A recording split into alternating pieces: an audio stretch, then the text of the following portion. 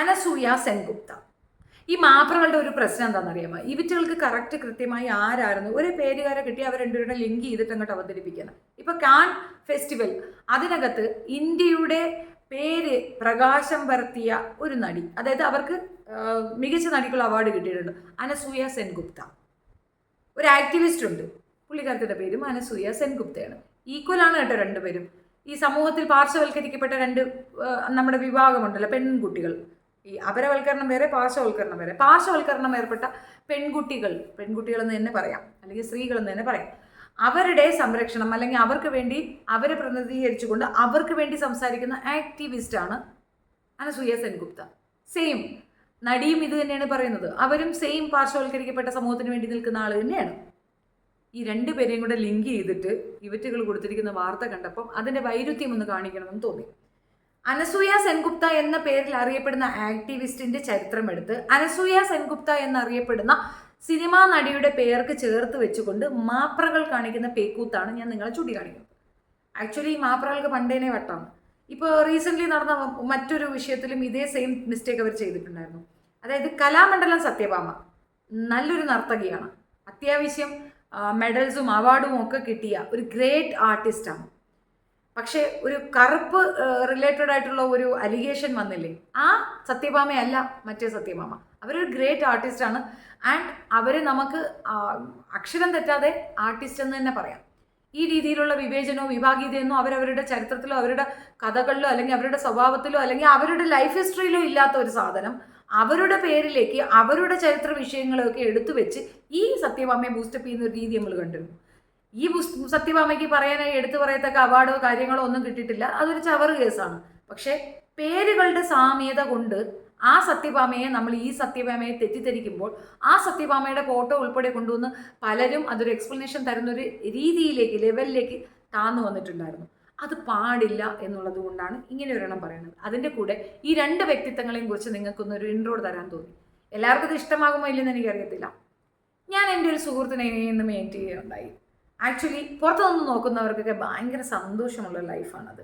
Extreme level, നല്ല financial സൗണ്ടായ, financially സെക്യൂർഡായ ഒരു കുടുംബം, അത്യാവശ്യത്തിൽ കൂടുതൽ എല്ലാ സംരംഭം, എല്ലാ സാധനവും ഉണ്ട്, എവറിത്തിങ് ഗുഡ്. ബട്ട് ഒരു ചങ്ങനയ്ക്കുള്ളിലായിരുന്നു ആ കുട്ടിയെന്ന് എനിക്ക് തോന്നിയിട്ടുണ്ട്. അതാണ് പാർശ്വവൽക്കരണം എന്ന് പറയുന്നതാണ്. അവിടെ അടിമ ഉടമ വ്യവസ്ഥയാണ് ഞാൻ കണ്ടത്.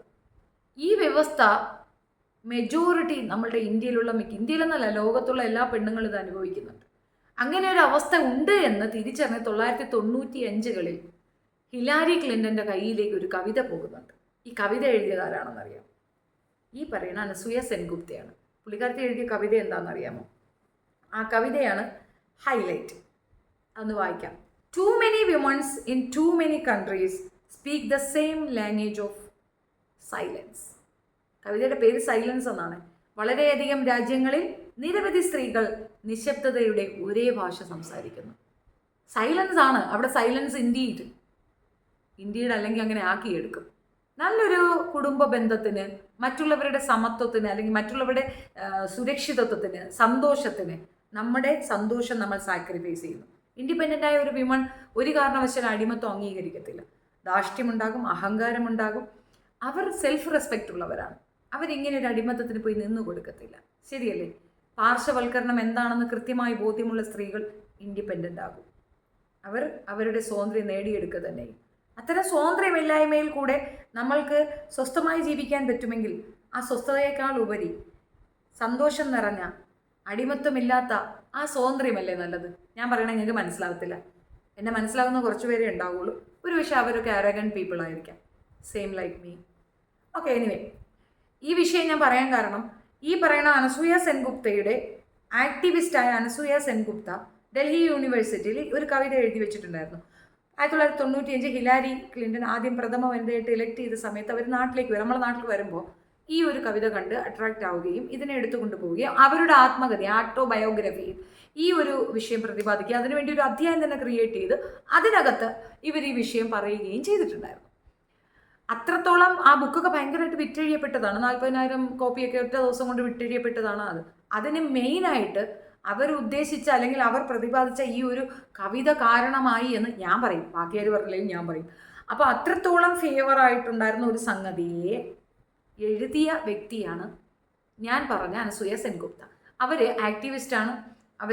ഇവർ രണ്ടുപേരും ഈ പറയുന്ന അനസൂയ സെൻഗുപ്ത എന്ന് പറയുന്ന രണ്ടുപേരും, ഒരാൾ നടിയാണ്, ഒരാൾ ആക്ടിവിസ്റ്റാണ്, പക്ഷെ കവിയത്രിയാണ്. ഇവർ രണ്ടുപേരും ഒരേ കാര്യം തന്നെയാണ് കൂടുതൽ സംസാരിച്ചിട്ടുള്ളത്. ഇവർ രണ്ടുപേരും പറഞ്ഞ ഒരേ കാര്യമായതുകൊണ്ട് ഇവർ രണ്ടുപേരുടെ ക്യാരക്ടർ ഒന്നും ആവില്ലല്ലോ. അതാണ് ഈ മാപ്രകൾക്ക് വട്ടം എന്ന് ഞാൻ പറയുന്നത്.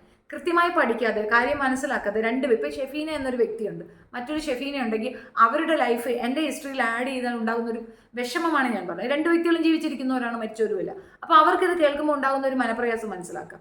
ആക്ടിവിസ്റ്റും കവിയത്രിയുമായ അനസൂയ, അത് എൻ്റർലി ഡിഫറെൻറ്റ് സ്റ്റോറിയാണ് അവരുടേത്.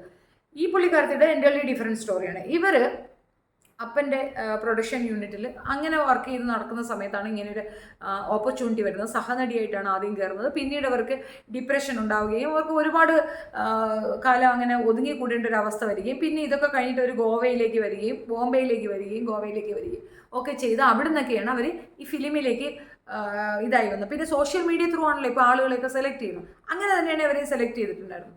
സോ അവർ വന്നു, അങ്ങനെ നടിയായി വന്നു. ഇപ്പോൾ ഈ കാൻ ഫെസ്റ്റിവലിൽ അവർക്ക് ഏറ്റവും മികച്ച നടിയാണ് എന്ന രീതിയിൽ ഒരു അവാർഡ് കിട്ടുക എന്ന് പറയുന്നത് അത് നമുക്ക് ഭയങ്കര ഹോണറാണ്. മീൻസ് ഇന്ത്യക്ക് അത് അഭിമാന നിമിഷം തന്നെയാണ്. പക്ഷെ അവരുടെ കഥ ഇത്രയേ ഉള്ളൂ, ദിസ് മച്ച്. അവരൊരു സഹനടിയായിരുന്നു, അതൊന്ന് പടിയായിട്ട് ഒരു നടിയായിട്ട് മാറി, നടിയായി, അങ്ങനെയാണ്. പിന്നെ അവർ പാർശ്വവൽക്കരിക്കപ്പെടുന്ന സമൂഹത്തിന് വേണ്ടിയിട്ട് സംസാരിക്കുന്ന സ്ത്രീയാണ്. എല്ലാ പെണ്ണുങ്ങളും അങ്ങനെയാണ്. ഒരു പകുതി വരെ എത്തിക്കഴിയുമ്പോൾ അവർക്ക് മനസ്സിലാവും തങ്ങളുടെ സമൂഹം ഈ രീതിയിൽ അവഗണിക്കപ്പെടുകയും ഒറ്റപ്പെടുത്തപ്പെടുകയും ചെയ്യുന്ന ഒരു രീതി ഉണ്ടെങ്കിൽ അതിനെതിരെ സംസാരിക്കാൻ ബാധ്യതയാണ് എല്ലാ പെൺകുട്ടിയും, ബാധ്യത തന്നെയാണ്. അങ്ങനെ ചെയ്യണം. നമുക്ക് സ്വാതന്ത്ര്യം കിട്ടി, നമ്മൾ സ്വസ്ഥമായി, നമ്മൾ സന്തോഷമായി ഇരുന്നു എന്നതുകൊണ്ട് മാത്രം മറ്റുള്ളവർക്ക് അത് കിട്ടാതെ പോവുകയും അവർക്കത് കിട്ടാൻ ചാൻസ് നമ്മളുടെ വാക്കുകൾ കൊണ്ട് കിട്ടുമെങ്കിൽ ചെയ്യുകയും ചെയ്യണമെന്നുള്ളത് ഒരു ധാർമ്മിക ഉത്തരവാദിത്തമാണ്. അത് ചെയ്തിട്ടുണ്ട് ഈ അനസൂയ സെൻഗുപ്ത. ആക്ടിവിസ്റ്റിൻ്റെ ജീവിതം ഭയങ്കര സംഭവബഹുലമാണ്. പുള്ളിക്കാരത്തി എൻ്റർലി ഡിഫറെൻ്റ് ആണ്, കവിയത്രിയാണ്. അവരുടെ കവിതകൾ അത്രയും തീപ്പൊരി സംഗതികളാണ്.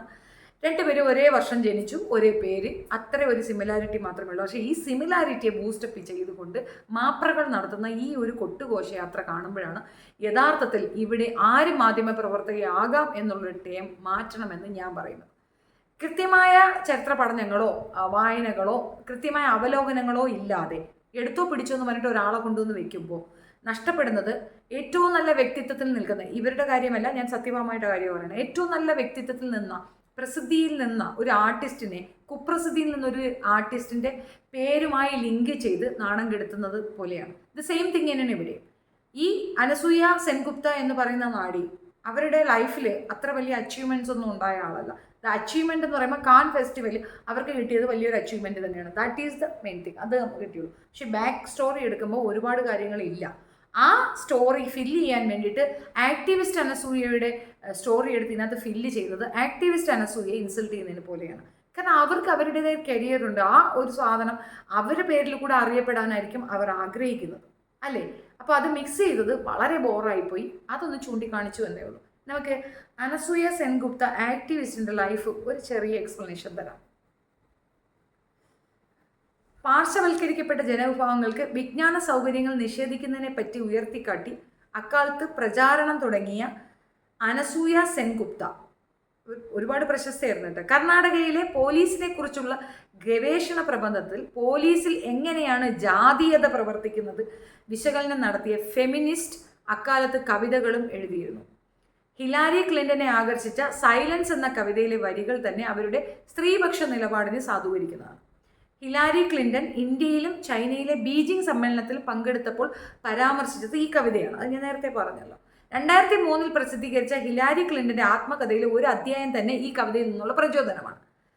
അപ്പോൾ അക്കാര്യം പുസ്തകത്തിൽ വ്യക്തമായി രേഖപ്പെടുത്തിയിട്ടുമുണ്ട്. ഹിലാരി ക്ലിൻ്റൺ വളരെയധികം ആകർഷിച്ച അനസൂയ സെൻഗുപ്തയുടെ സൈലൻസ് അഥവാ നിശബ്ദത എന്നതിനെ ഉൾക്കൊണ്ട് നിശബ്ദത ഇവിടെ സംസാരിക്കുന്നില്ല എന്നാണ് ആത്മകഥയിലെ അധ്യായത്തിൻ്റെ പേര്.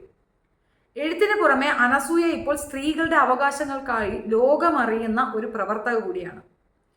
സൈലൻസ് എന്ന കവിതയാകണം അനസൂയ സെൻഗുപ്തയെ പ്രശസ്തിയിലേക്ക് നയിച്ചത്. ബാംഗ്ലൂർകാരിയായ അനസൂയ ആക്ടിവിസ്റ്റ്, സെലിബ്രിറ്റിയായും എഴുത്തുകാരിയായും ഇന്ന് ലോകമെമ്പാടും അറിയപ്പെടുന്നു. ഓക്സ്ഫോർഡിൽ പൊളിറ്റിക്സിൽ ഡോക്ടറേറ്റിന് പഠിച്ച അനസൂയ അവിടെയും തൻ്റെ കഴിവ് പ്രകടിപ്പിക്കുകയുണ്ടായി. ഡൽഹി ലേഡി ശ്രീറാം കോളേജിലെ സാമ്പത്തിക ശാസ്ത്രം പഠിക്കുന്നതിനിടെയാണ് അനസൂയയോട് കവിത എഴുത്തിൽ കേന്ദ്രീകരിക്കാൻ പ്രിൻസിപ്പൽ നിർദ്ദേശിക്കുന്നത്. സ്ത്രീകളുടെ പ്രശ്നങ്ങൾ പോലീസിനെ കൂടുതൽ സെൻസിറ്റീവ് ആക്കുന്നതിനായി യൂണിസെഫ് സ്പോൺസേഡ് പ്രോഗ്രാമിൻ്റെ കൺസൾട്ടൻ്റായും അനസൂയ ജോലി ചെയ്തിട്ടുണ്ട്. മുതിർന്ന Indian administrative officer Abhijith Sengupta പിതാവും തിയേറ്റർ ആർട്ടിസ്റ്റും ആക്ടിവിസ്റ്റുമായ പെയിൽ സെൻഗുപ്ത മാതാവുമാണ്. പൊയിൽ സെൻഗുപ്തയാണ്. സാമൂഹ്യ നീതിയോട് പ്രതിബദ്ധതയുള്ള ഒരു കുടുംബത്തിലെ 1974 ബാംഗ്ലൂരിലാണ് അനസൂയ ജനിച്ചതും വളർന്നതും. ഇംഗ്ലീഷ്, ഹിന്ദി, കന്നഡ, തമിഴ്, ബംഗാളി, മലയാളം ഭാഷകളിൽ നൈപുണ്യമുള്ള എഴുത്തുകാരിയാണ് അനസൂയ. മിസ്സിസ് ക്ലിൻ്റൻ്റെ ആത്മകഥ വിൽപ്പനയ്ക്ക് എത്തിയപ്പോൾ ഒരു നോൺ ഫിക്ഷൻ പുസ്തകത്തിൽ ഏറ്റവും കൂടുതൽ വിറ്റുവരവ് എന്ന റെക്കോർഡ് സ്ഥാപിക്കുകയുണ്ടായി. ആദ്യത്തെ 24 ദിവസങ്ങളിൽ 40,000 കോപ്പികളാണ് വിറ്റഴിഞ്ഞത്. അപ്പോൾ സെൻഗുപ്തയുടെ അതിന് കാരണം ഈ സെൻഗുപ്തയുടെ കവിതകളാണെന്നുള്ളതാണ് പറഞ്ഞു വെക്കുന്നത്. സോ ഇത്രയധികം ലിസ്റ്റഡ് ഓഫ് അഡ്വാൻറ്റേജസോ അല്ലെങ്കിൽ ലിസ്റ്റഡ് ഓഫ് അവർക്ക് കിട്ടിയ പ്രസിദ്ധി അല്ലെ അവർക്ക് കിട്ടിയ അക്സെപ്റ്റൻസും നിൽക്കുമ്പോൾ ഒരു സിനിമാ നടി അവർക്ക് കിട്ടിയ ഒരു അവാർഡിനെ ബേസ് ചെയ്തിട്ട് ഇത് ആഡ് ഓൺ ചെയ്യുമ്പോൾ നശിപ്പിക്കപ്പെടുന്ന ഇവരുടെ കരിയറും അവരുടെ കരിയറുമാണ്. അവരത്രത്തോളം ഇല്ല, ഇവരുടെ അത്രത്തോളം ഇല്ല. അപ്പോൾ രണ്ടും കൂടെ മാച്ചപ്പ് ചെയ്യുമ്പോൾ സത്യം പറഞ്ഞാൽ രണ്ടുപേരെ ഇൻസൾട്ട് ചെയ്യുകയാണ്. അവരവരുടെ ലൈഫിൽ ഭയങ്കരമായ ഒരു സ്ട്രഗിളൊക്കെ കഴിഞ്ഞ് നേടിയ ഒരു പുരസ്കാരം തന്നെയാണത്. അപ്പോൾ ആ സ്ട്രഗിളിനെയാണ് നമ്മൾ എടുത്തു വെച്ച് കാണിക്കേണ്ടതെന്ന് പറയേണ്ടത്. പകരം ഇവരുടെ നേടലുകളും പുരസ്കാരങ്ങളെയൊക്കെ എടുത്ത് അവർക്ക് ആഡ് ഓൺ ചെയ്ത് അവരെ ബൂസ്റ്റപ്പ് ചെയ്യാൻ ശ്രമിച്ച ശ്രമം പോലും പഠനമില്ലായ്മയും കൃത്യമായ വിശകലനമില്ലായ്മയുമാണ്. മാപ്രകൾ എന്ന് വിളിക്കാൻ അർഹതയുള്ള കുറേ ടീമുകളാണ് ഇത് ചെയ്യുന്നത്. യഥാർത്ഥ ബോധത്തോടു കൂടി കൃത്യമായി പഠിച്ച് വിശകലനം ചെയ്ത് നമ്മളിലേക്ക് ന്യൂസുകൾ എത്തിക്കുന്ന മാധ്യമ പ്രവർത്തകർ വളരെ ചുരുക്കമാണ്, വളരെ വളരെ ചുരുക്കമാണ്. അതുമാത്രമല്ല, ഈ ഒരു കോഴ്സ് എന്നതിനപ്പുറം അതൊരു തപസ്യയാണ്. അങ്ങനെയുള്ള കുറേ നല്ല മാധ്യമങ്ങൾ നമുക്ക് ചുറ്റും ഉണ്ടായിരുന്നെങ്കിൽ, ഇങ്ങനെ മിനിറ്റിന് സെക്കൻഡ് ചാനലുകളും അതിലേക്ക് കുറേ മാധ്യമ പ്രവർത്തകരും ആഡ് ഓൺ ആകുന്നിടത്ത് സത്യം പറഞ്ഞാൽ മാധ്യമ പ്രവർത്തനം, അതായത് നെടുംതൂണെന്നോ 4-ാം തൂണെന്നൊക്കെ നമ്മൾ അവകാശപ്പെടുന്ന ആ ഒരു വിഭാഗത്തിനെ തന്നെ നശിപ്പിക്കപ്പെട്ടുകൊണ്ടിരിക്കുകയാണ്. 2 പോയിന്റ് ഞാൻ നിങ്ങളുടെ അടുത്ത് പറഞ്ഞിട്ടുണ്ടെന്ന് എനിക്കറിയില്ല നിങ്ങൾക്കിത് മനസ്സിലായിട്ടുണ്ടോ ഇല്ലയോ എന്ന്. നമ്മൾ അടിമകളാണെന്ന് നമ്മൾ തന്നെ സ്വയം അംഗീകരിച്ചുകൊണ്ട് നമ്മുടെ സ്വാതന്ത്ര്യത്തെ നമ്മൾ തന്നെ നിഷേധിക്കുന്നതിനെ ഒരു തരത്തിൽ അടിമത്തം എന്നല്ല പറയുക, ബുദ്ധിയില്ലായ്മ, ബുദ്ധിശൂന്യത എന്ന് പറയും. നമ്മൾ അടിമകളല്ല, സഹജീവികളാണ്. നമ്മളെ പാർശ്വവൽക്കരിക്കരുത് എന്ന് പറയാൻ നമുക്ക് തൻ്റെ ഇടമുണ്ടായാലേ നമ്മുടെ വീട്ടിലുള്ള അടുത്ത തലമുറയ്ക്കും ആ ബോധം ഉണ്ടാക്കി കൊടുക്കുള്ളൂ, ആണായാലും പെണ്ണായാലും. എക്സാമ്പിൾ പറയാം. അടിമയായ അമ്മയെ കണ്ട് വളരുന്ന മകൻ, സ്ത്രീകൾ അടിമകളാകേണ്ടവരാണ്, അവരങ്ങനെ തന്നെ നിന്നാൽ മതി, അവരെ അങ്ങനെ ട്രീറ്റ് ചെയ്താൽ മതി എന്ന് പറയും. ഈ മകൻ്റെ അമ്മയും അങ്ങനെ ആയിരുന്നിരിക്കും. ഈ അമ്മയെ അടിമയാക്കി വെച്ചിരിക്കുന്ന അച്ഛൻ്റെ അമ്മയും അങ്ങനെ ആയിരുന്നിരിക്കാം. ഒരു അടിമയെ കണ്ടു വളർന്ന മകൻ തൻ്റെ ഭാര്യയെയും അടിമയാക്കി വെക്കുന്നു എന്നുള്ളതാണ് വസ്തുത. അതേസമയം ഒരു മകളും ഉണ്ടെന്ന് വയ്ക്കുക, ഈ മകളും ഇത് തന്നെയാണ് കാണുന്നത്, അമ്മ അടിമയാണ്. അപ്പോൾ ഇൻ ഫ്യൂച്ചറിൽ ഞാനും ഒരു അടിമയാകേണ്ട വ്യക്തിയാണ് എന്ന ബോധ നിലവാരത്തിൽ ആ കുട്ടിയും വളർന്നു വരികയാണ്. അപ്പോൾ അടുത്ത ജനറേഷന് ആണിനെയും പെണ്ണിനെയും നശിപ്പിക്കാൻ ഈ രീതിയിൽ വരും. നാശമാണെന്ന് വെച്ചാൽ തീർച്ചയായിട്ടും അതെയാണ്. റിവേഴ്സ് ഗിയറിൽ നിങ്ങൾ ആണുങ്ങൾ ചിന്തിച്ചാൽ മാത്രമേ ഞാൻ ഈ പറയുന്ന കാര്യം മനസ്സിലാവുള്ളൂ. അവൾ ജോലിക്ക് പോയി, നീ ഇങ്ങനെ ഒരു അടിമ ജീവിതം നീ ജീവിക്കുന്നുണ്ടെങ്കിൽ നിനക്ക് മനസ്സിലാകും. 5 പൈസ കയ്യിൽ കൊടുക്കില്ല, എല്ലാ ചിലവുകളും ഞാൻ നോക്കുന്നു, എല്ലാം പൂർണ്ണമായി ഞാൻ നോക്കുന്നു.